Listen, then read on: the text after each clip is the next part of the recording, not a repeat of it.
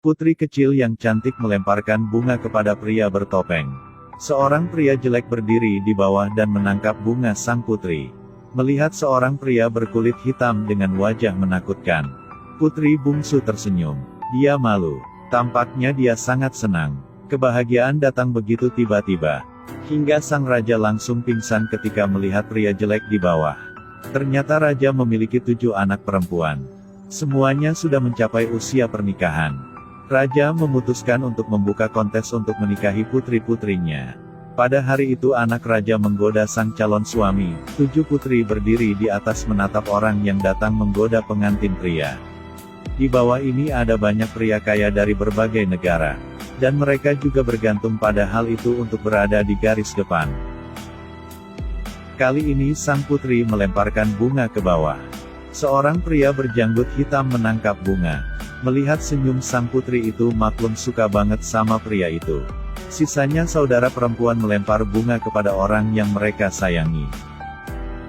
Tetapi ketika putri bungsu melempar bunga, dia baru tahu bahwa para saudarinya telah memilih orang elit. Melihat orang normal di bawah semua orang seperti orang lain, sang bungsu tidak bisa melempar bunga ke bawah. Dia hanya bisa memberikan bunga kepada pelayannya. Kemudian sedih untuk pergi.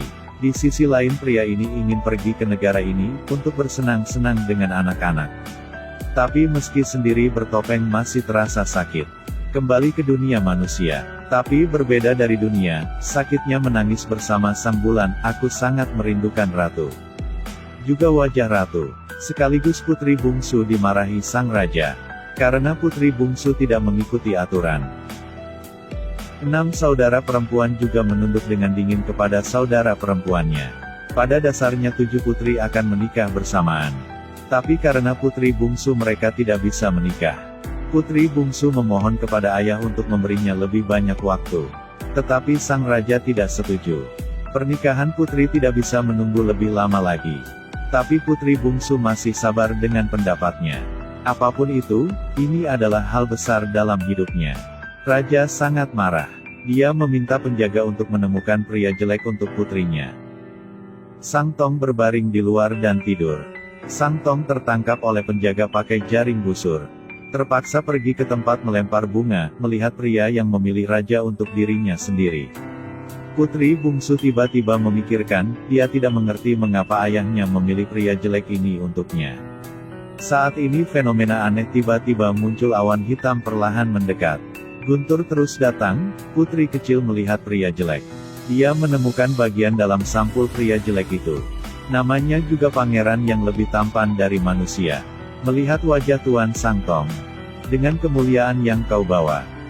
Putri bungsu telah tertarik. Dia tidak ragu.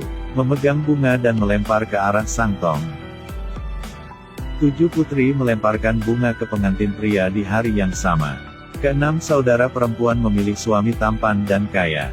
Dan putri bungsu harus menikahi orang yang jelek. Putri kecil hanya bisa menerima kenyataan ini. Karena dia menangkap bunganya adalah pria yang jelek. Putri kecil telah tiba di rumah kecilnya. Baru masuk rumah Sang Tong bersujud tanpa henti. Karena membiarkanku menikah dengan istri yang begitu cantik.